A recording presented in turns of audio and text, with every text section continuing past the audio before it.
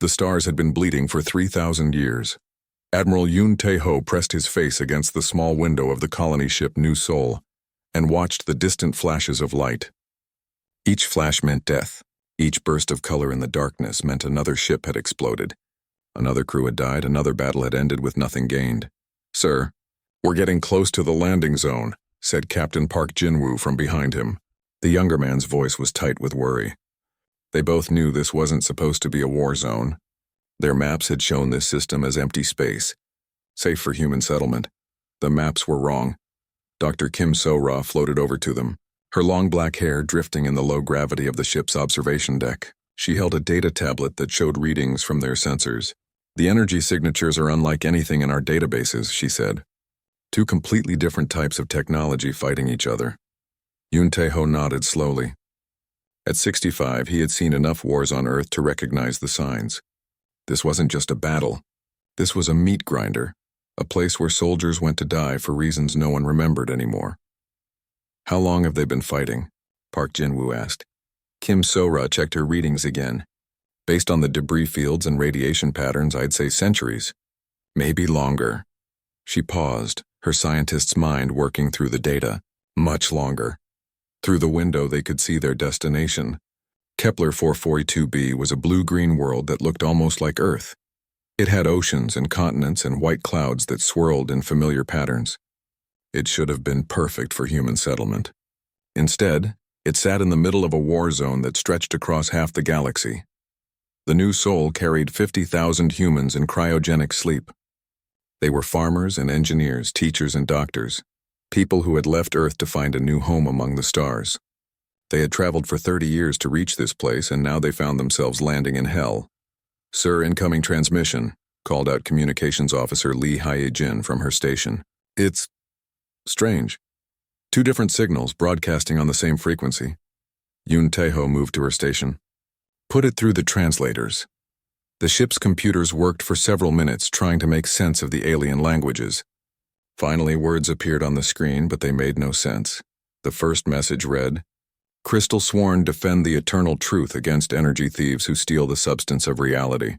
The second message read, "Light bearers purify the cosmos from stone mines who cage the infinite in dead matter." Kim So-ra frowned as she read the messages. "They're talking about each other, not to us.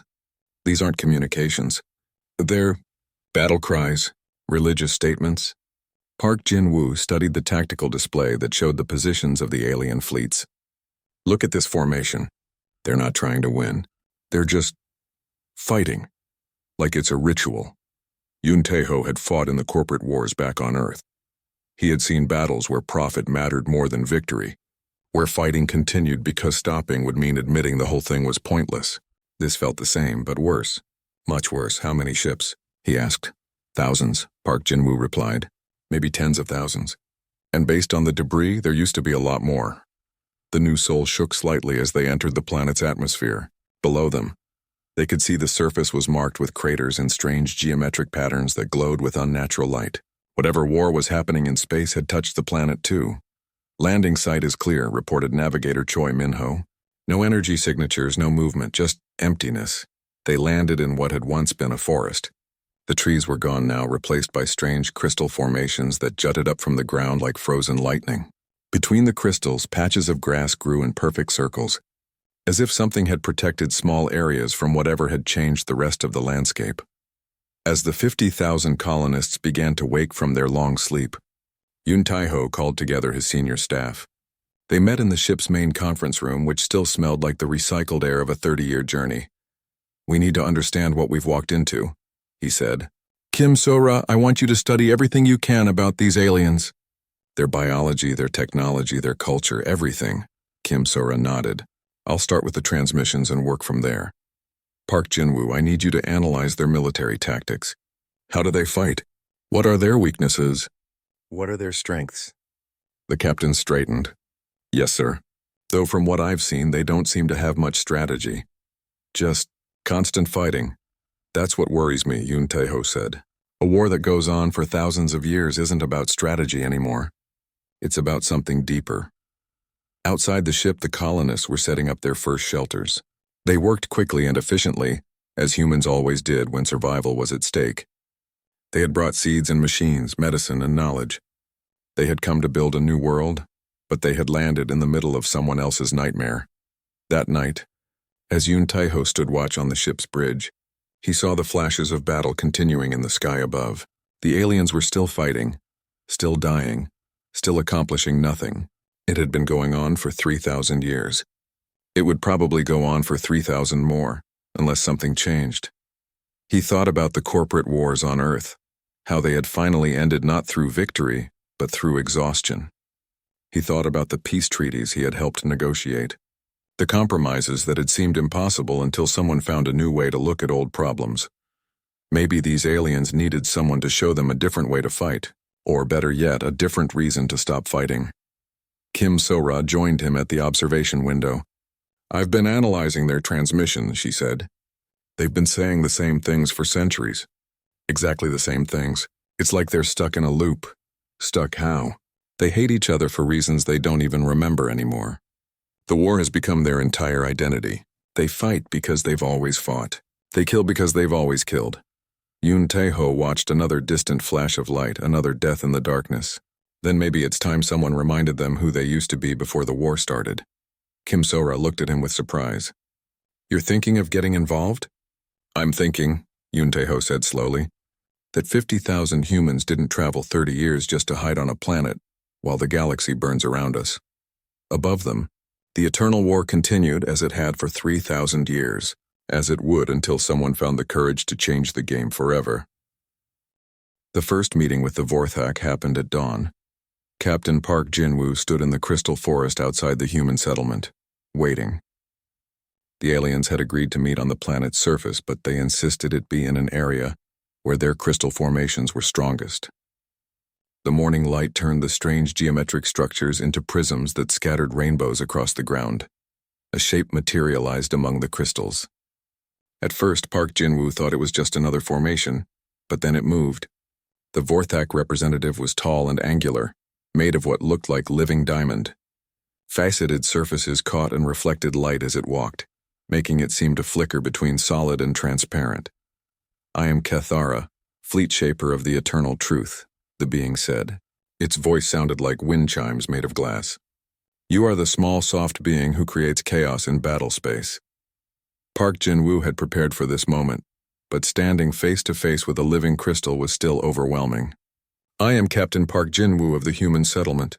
I represent Admiral Yun Tai-ho." "Human," Cathara repeated, testing the word. "Your species is unknown to the Great Archives. Your methods are disturbing to proper order." "We're new here," Park Jin-woo said. "We didn't mean to disturb anything. We were just trying to survive." Cathara's crystalline face shifted, planes of light rearranging themselves in what might have been surprise. "Survival? In battle space? This is not possible for lesser beings. The energy thieves would consume you. We would reshape you into proper form. But we did survive, and we learned things about your war." "What things?" The question came sharp and quick like breaking glass. Park Jin-woo had rehearsed this part with Admiral Yun Tai-ho. "You've been fighting the same battles for hundreds of years. Same formations, same strategies. The Nexari know exactly what you're going to do before you do it." Cathara went very still. For a moment, the only sound was the wind moving through the crystal formations. "You speak of the eternal dance, the pattern that has always been. But what if the pattern is wrong? What if there are better ways to fight?" The Vorthak leader's form seemed to brighten, internal lights pulsing faster. "Impossible. The truth is eternal. The pattern is perfection." Park Jin-woo pulled out a tablet and showed recordings of human military history. "On our world, wars ended when someone found a new way to fight. Look at this." He showed footage from the corporate wars, human fleets using tactics that would seem primitive to the aliens but were devastatingly effective. Electronic warfare, surprise attacks, psychological operations, combined arms coordination. Cathara studied the images with growing intensity. These methods are chaotic, unpredictable, not aligned with proper order. "But they work," Park Jin-woo said. "They win battles." For the first time in 8 centuries of warfare, Cathara began to think about victory rather than just fighting. 3 hours later and 50 kilometers away, Dr. Kim So-ra was having a very different conversation with the Nexari. The meeting took place in a clearing where the crystal formations were sparse and electromagnetic fields ran strong. The Nexari representative didn't have a physical form at first, just a voice that seemed to come from the air itself. "I am Velmari, war mind of the infinite dance," the voice said. It sounded like music played on instruments made of lightning. "You are the pattern breaker who brought confusion to the eternal rhythm." "I'm Dr. Kim Sora," she replied to the empty air. "I'm a scientist. I study life and how it adapts to survive."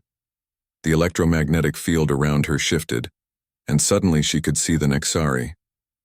It appeared as a flowing form of pure light, constantly changing shape like a living constellation. Beautiful and terrifying at the same time. "Adaptation," Velmari said. "An interesting concept. We have not needed to adapt for many cycles. The dance with the stone mines follows known steps." Kim Sora had chosen a different approach than Park Jin-woo, where he focused on military tactics. She wanted to understand why the war continued. "How long have you been fighting them?" "Since the first crystallization of truth into dead matter. Since the stone mines chose limitation over infinite possibility." "But what was the original disagreement about?" Velmari's light form flickered with what might have been confusion. "Original? There was no original. There is only the eternal opposition of order and freedom, matter and energy, death and life." Kim Sora felt a chill of understanding. "You don't remember what started the war, do you? Memory is for beings trapped in linear time. We are the eternal now, the endless dance of possibility. But if you can't remember why you started fighting, how do you know you need to keep fighting?" The question seemed to cause actual pain to the energy being. Its light form scattered and reformed several times before it could speak again. "The stone mines are the enemy. This is truth. This has always been truth." Kim Sora pulled out her tablet and showed recordings of both species' transmissions from the past 3 months. "Look at this. You and the Vorthak say almost exactly the same things. You call them stone mines, they call you energy thieves. You say they chose limitation, they say you chose chaos. You're like mirror images of each other." Velmari studied the data with growing agitation. "Impossible. We are opposite. We are contradiction itself." "Maybe that's the problem," Kim Sora said gently. "Maybe you've become so focused on being opposite to them that you've forgotten who you really are." The energy being went silent for a long time. When it spoke again, its voice was quieter, uncertain. "Show me more of these patterns you see." Back at the human settlement, Admiral Yoon Tae-ho was putting together the most dangerous plan of his long military career. The meetings with both alien species had gone better than expected, but now came the hard part. "We're going to teach them both new ways to fight," he told his senior staff. "Different methods for each species tailored to their strengths and psychology." Chief Engineer Wang Hai-wan looked worried. "Sir, if we make both sides better at warfare, won't that just make the war worse?" "In the short term, yes," Yoon Tae-ho admitted. "But sometimes you have to break a deadlock before you can resolve it. These species have been stuck in the same patterns for thousands of years. We need to shake them loose." "And then what?" asked Communications Officer Lee Hyejin. "Then we show them that there are better things to do than fight eternal wars." The plan required careful coordination. Park Jin-woo would work with the Vorthak, teaching them human concepts of asymmetric warfare, supply line interdiction, and psychological operations.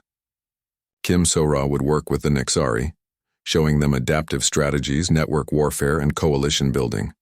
Neither species would know about the other arrangement. "What if they find out?" Park Jin-woo asked. "They will," Yoon Tae-ho said. "Eventually. And when they do, that's when the real plan begins." Over the following weeks, both alien species began to change their ancient patterns. Vorthak fleets started using hit-and-run tactics instead of direct assault. Nexari forces began coordinating their attacks instead of fighting as individual energy beings. The results were immediate and shocking. For the first time in centuries, battles were being won decisively. Vorthak forces using human guerrilla strategies smashed through Nexari defensive lines. Nexari fleets employing network warfare disabled Vorthak crystal ships from the inside. The eternal stalemate was finally breaking.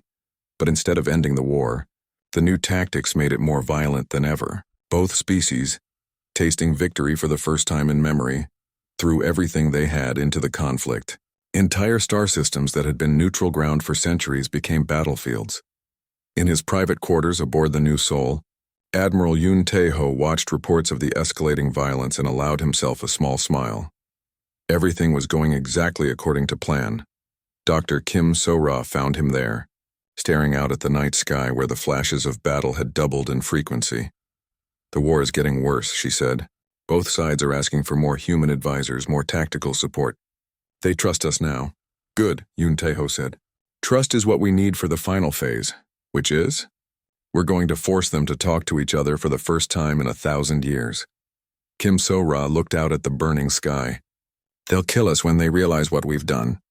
"Maybe," Yoon Tae-ho agreed. "But they might thank us instead." The discovery happened by accident, which made it even worse. A joint patrol of Vorthak and Nexari ships was chasing human-inspired tactics through an asteroid field when they found each other's advisors. Captain Park Jin-woo was aboard the Vorthak flagship, helping plan a new type of crystal siege formation. At the same time, Dr. Kim So-ra was with the Nexari fleet, working on adaptive network strategies. When the two fleets met in unexpected combat, both human advisors were captured. Commander Yethmos, Kithara's protege, stood in the crystal chamber where they held the prisoners. His faceted form glowed with anger as he studied the humans. Yethmos was younger than his mentor, only 3 centuries old, but he had already begun to question the eternal patterns of war. "Explain this deception," he demanded. "You teach us new ways to fight the energy thieves. But the energy thieves know our strategies before we use them." Across the void of space, Kithara, the rising war mind of the Nexari, was asking Dr. Kim So-ra the same question. The energy being's light form pulsed with betrayal and fury. "The stone minds adapt too quickly to our new methods," Kithara accused. "They counter tactics they should not understand. You have betrayed the dance of freedom to the agents of crystal and death." Both humans said nothing. They had been prepared for this moment. Within hours, the news spread through both fleets. The small soft beings who had promised new hope were spies working for the enemy. The betrayal felt worse than any military defeat, because it struck at something both species had almost forgotten how to feel. Trust Admiral Yoon Tae-ho received the news in his command center aboard the new Seoul. Communications Officer Lee Hyejin looked pale as she delivered the report. "Both fleets are converging on our position," she said. "They've stopped fighting each other. They're coming for us." Chief Engineer Wang Hai-wan checked his displays. Estimated time of arrival, 6 hours. Combined force of over 2,000 ships. "Weapons?" asked Medical Officer Park Sun-young.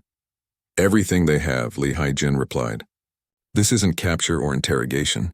This is extermination."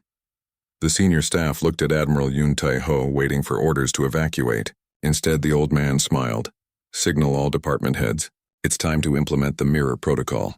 "Sir?" Lee Hyejin looked confused.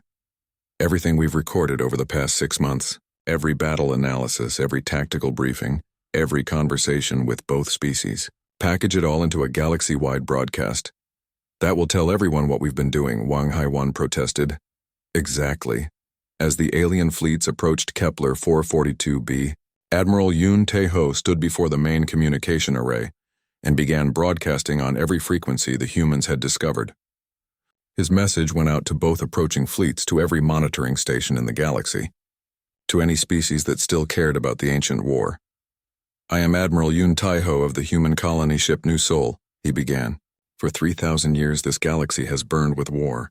For 3,000 years the Vorthak and Nexari have fought each other in an endless cycle of violence and hatred. Today I'm going to show you why this war has continued so long and how it can finally end." The broadcast included everything: tactical analyses showing how both species had fallen into predictable patterns, linguistic studies proving that their hate-filled transmissions were nearly identical, historical projections suggesting that the original cause of the war had been resolved centuries ago through natural population movements. But the most devastating revelation came from Dr. Kim So-ra's biological research. "Vorthak and Nexari are evolutionary cousins," her recorded voice explained. "Silicon-based and energy-based life forms that developed from the same root species. The Vorthak represent the path of physical development and matter manipulation. The Nexari represent the path of transcendence beyond physical form. They are not opposites. They are 2 sides of the same evolutionary coin." The approaching fleet slowed as crews absorbed this information. For beings who had defined themselves entirely through opposition to their enemies, the implications were staggering. Admiral Yun Tai-ho continued the broadcast from the Human Settlement's command center. Around him, the 50,000 colonists went about their daily lives, tending farms and teaching children, completely unaware that two massive alien armadas were approaching to destroy them. The war continues because you have forgotten who you were before it started, Yun Tai-ho said. You fight because fighting is all you remember how to do. You hate because hatred is all you have left of your identity. The Vorthak fleet reached orbital position first. Thousands of crystal ships took up attack formations around the planet, their weapons charged with enough energy to turn the entire surface to glass. But Cathara, the fleet shaper, hesitated. Why do the small soft beings not flee? He asked his subordinates. They know we bring crystalline death. Yet they remain. Yethmos, studying the broadcasts, had a different question. Fleet shaper, in all our archives, do we have records of the First War? The original reason for conflict with the energy thieves? Cathara's form flickered with uncertainty. The truth is eternal. There was no First War, only the eternal opposition of order and chaos. But the human data suggests otherwise. They show population movements, resource distributions, territorial agreements. They show a galaxy where our species once coexisted. Below them, the Nexari fleet arrived in flashes of brilliant light. Energy beings possessing sleek ships took up positions around the planet. But they too seemed uncertain. Velmari, the war mind, spoke to her followers. The pattern breakers show us mirrors we do not wish to see. They claim we are cousins to the stone mines. They claim our eternal dance has become a death spiral. Kilthara, her protege, studied the broadcast data. Warmind, I have reviewed our memory cores back to the first cycle.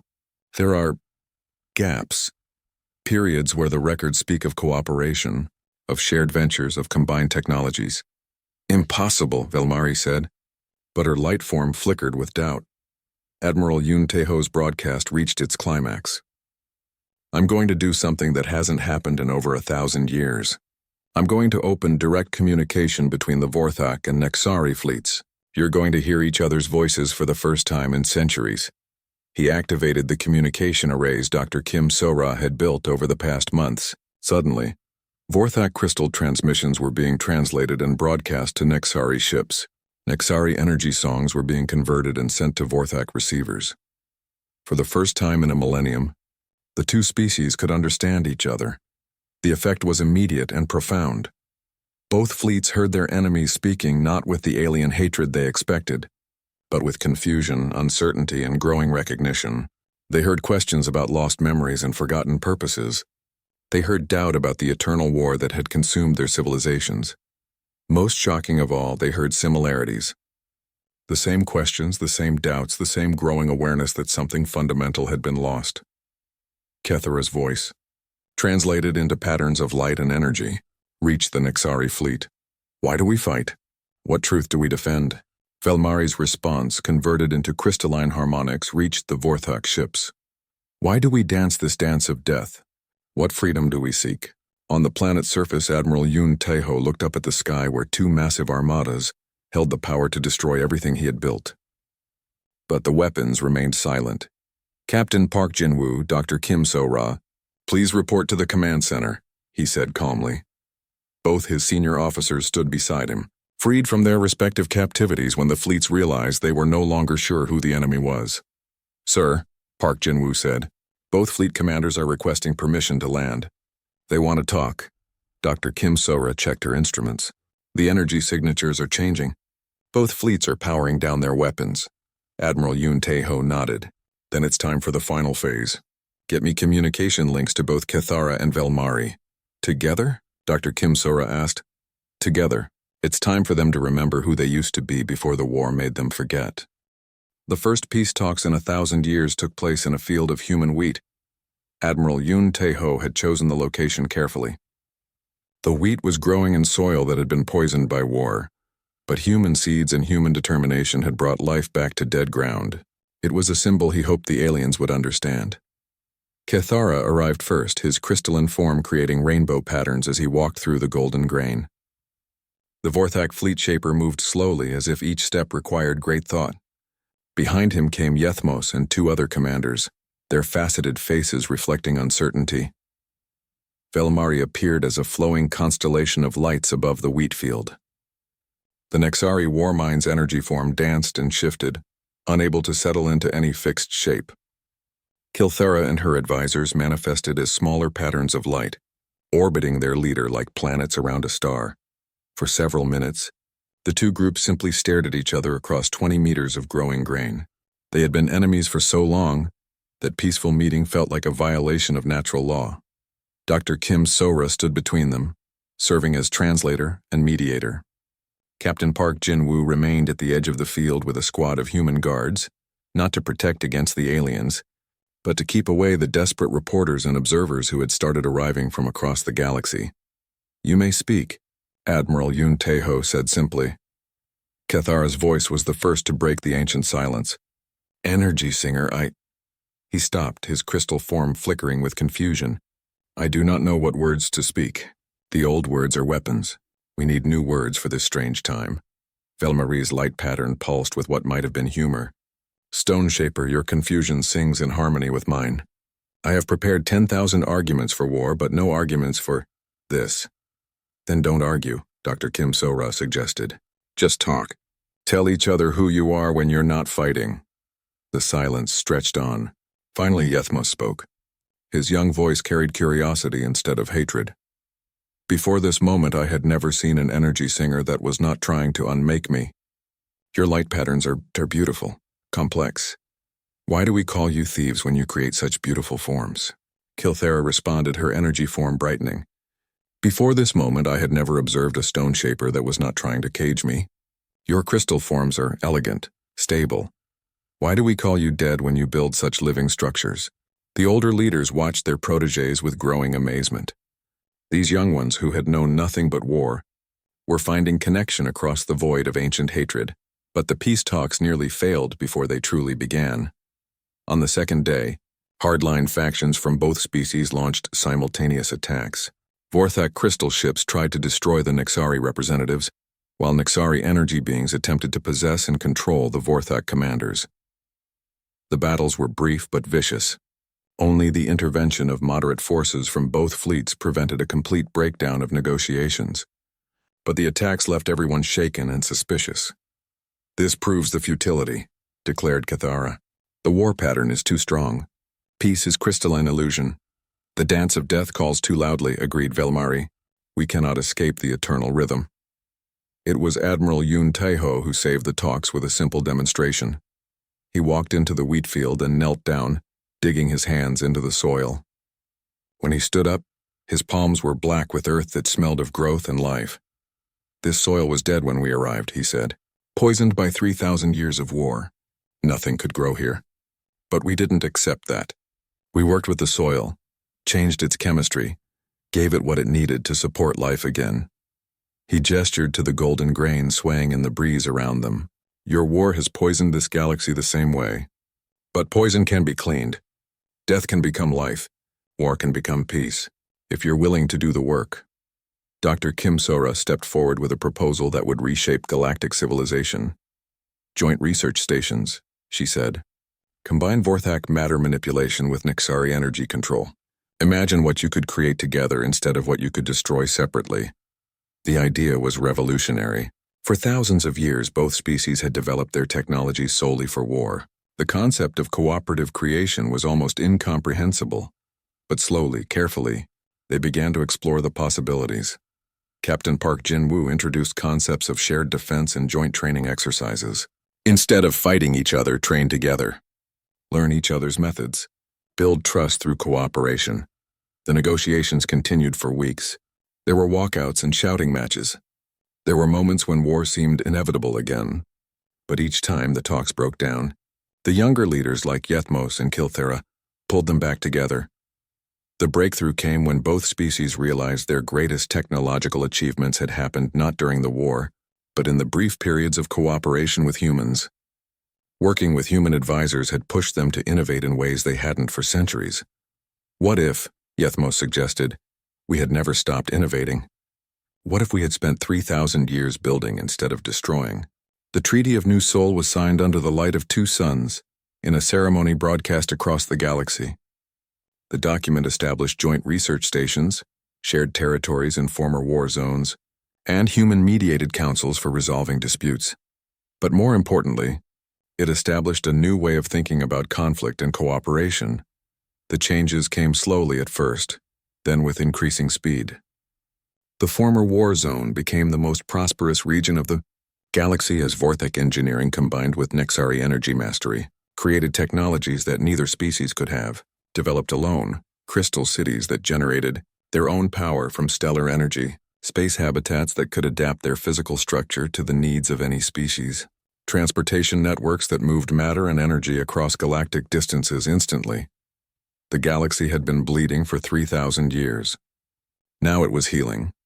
Admiral Yoon Tae-ho stood in his office aboard the New Sol, now permanently grounded and converted into the headquarters of the Galactic Cooperation Council. Through his window, he could see children playing in the streets of what had become the galaxy's new capital city. Human children, Vorthak children who looked like living jewels, and young Nexari who danced through the air as patterns of light. They played together as if cooperation was the most natural thing in the universe. Dr. Kim Sora entered his office carrying reports from the joint research stations. "The first generation of hybrid technologies is ready for testing," she said. "Ships that combine crystal hulls with energy propulsion, habitats that grow and adapt like living things. We're on the verge of a technological revolution." Captain Park Jin-woo joined them, fresh from a training exercise with mixed Vorthak Nexari units. "The joint peacekeeping forces are working better than expected. It's amazing how much they can accomplish when they're not trying to kill each other." Admiral Yoon Tae-ho nodded, but his expression was thoughtful. "What worries me is how close we came to failure. If those hardline attacks had succeeded, if the young leaders hadn't been willing to trust, but they were willing," Dr. Kim Sora pointed out. "And that made all the difference." "Yes," Yoon Tae-ho agreed. "Because they had never known anything but war, they were ready to try something else. The older generation was trapped by their memories of hatred. The younger generation was free to choose cooperation." Years later, when historians asked Admiral Yoon Tae-ho how humanity had ended a 3,000-year war, his answer became famous throughout the galaxy. "We didn't end their war," he said.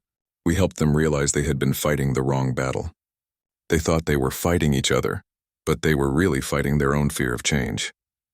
Once they stopped being afraid of something different, they could start building something better. The war that none could halt had finally ended, not through victory or defeat, but through transformation." The galaxy learned that sometimes the greatest victories come not from superior weapons or tactics, but from the courage to see old enemies as potential friends. And in the wheat fields of Kepler 442b, golden grain continued to grow in soil that had once been poisoned by hatred, proving that even the most barren ground could bloom again with enough patience, wisdom, and hope. 3 months had passed since the humans landed on Kepler 442b. 3 months of watching the war continue, above their heads like a deadly light show that never ended. Dr. Kim Sora had spent every day studying the alien transmissions. She had filled dozens of notebooks with observations about the two species that were trying to destroy each other. The more she learned, the more confused she became. "They're completely different," she told Admiral Yoon Tae-ho as they walked through the human settlement. Around them, the colonists had built a small city of prefabricated buildings and hydroponic farms.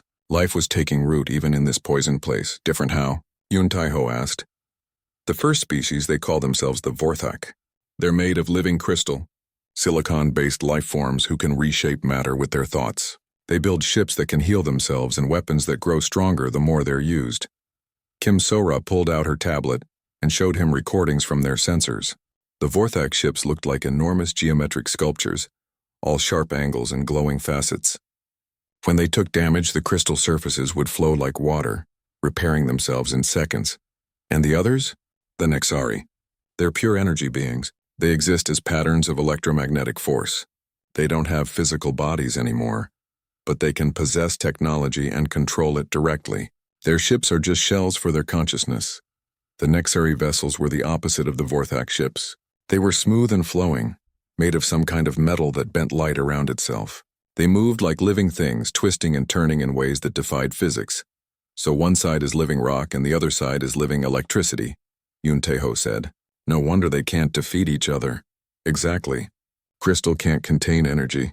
and energy can't shatter their adaptive crystals. They're perfectly matched enemies. Captain Park Jin-woo joined them as they reached the edge of the settlement. He had been monitoring the battles for weeks, mapping fleet movements and analyzing tactics. His report was even more disturbing than Kim So-ra's. "They're not trying to win anymore," he said. "I've watched hundreds of engagements. Same formation, same strategies, same results. It's like they're performing a dance they've done so many times they forgot why they started dancing." That afternoon, Park Jin-woo led a scouting mission to investigate some wreckage that had fallen to the planet's surface. He took 3 volunteers in a modified shuttle, planning to gather samples and intelligence about alien technology. The wreckage site was 20 kilometers from the settlement, in a valley filled with the strange crystal formations that covered much of the planet. As they approached, Park Jin-woo could see pieces of both Vorthak and Nexari ships, scattered across the ground like broken toys. "Looks like they shot each other down simultaneously," said pilot Kang Bora as she set the shuttle down near the largest piece of debris. They spent 2 hours collecting samples and taking recordings. The alien technology was far beyond human understanding, but Park Jin-woo's military mind could see the tactical patterns. Both sides had been using the same attack approaches for so long that their enemies knew exactly how to counter them. It was on the way back to the settlement that everything changed. Without warning, space above them filled with ships. A full battle fleet from each side had arrived for another pointless engagement. Vorthak crystal ships descended from one direction, while Nexari energy vessels approached from the other. Park Jin-woo found his shuttle caught directly between them. "Get us out of here," he ordered, but Kang Bora was already working frantically at the controls. "I can't. Something's wrong with the engines." The first energy blasts lit up the sky around them. Vorthak crystal beams met Nexari plasma streams in explosions that shook the ground. The shuttle's systems went crazy as electromagnetic interference from the battle washed over them. Park Jin-woo had fought in void combat during the corporate wars. He knew the tactics, knew the patterns. But he had never fought aliens who could bend matter with their minds or exist as pure energy.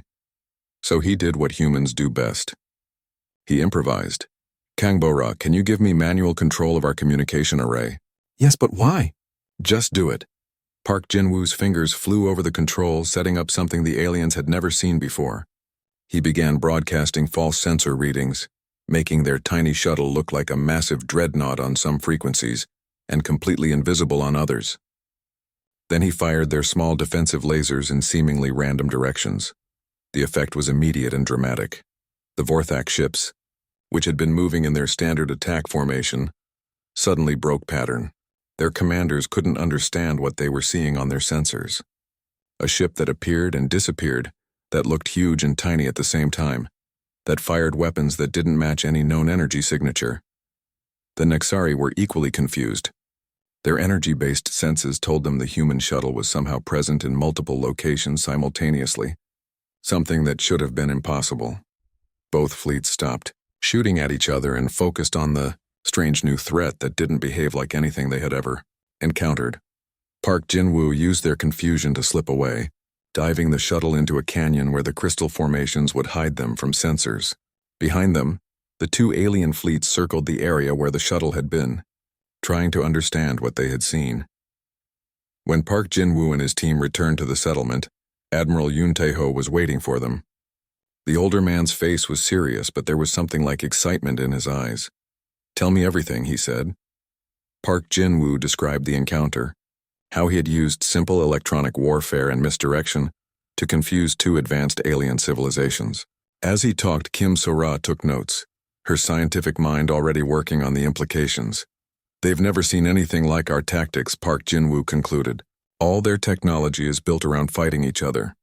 They don't know how to deal with something completely different. That's because they've been fighting the same war for 3,000 years, Kim So-ra added.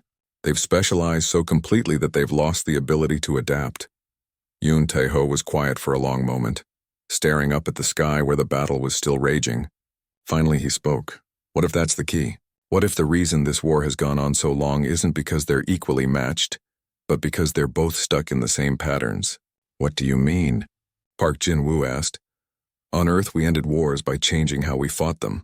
New weapons, new tactics, new ways of thinking about conflict. These aliens have been using the same strategies for centuries. Maybe they need someone to show them a different way. Kim Sora looked worried. You're talking about getting involved in their war. That's incredibly dangerous. Is it more dangerous than living on a planet where the sky rains fire every day? Yoon Tae-ho asked. Our children will grow up under this war unless someone finds a way to end it. That night, messages arrived from both alien fleets.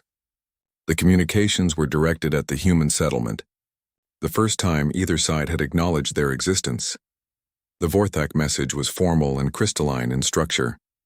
Small, soft beings, identify your nature and purpose. Your presence creates disharmony in the eternal pattern. The Nexari message was flowing and electric. Curious ones who confuse the dance of light, speak your essence. The rhythm of conflict changes when you appear. Kim So-ra worked through the night to translate and prepare responses.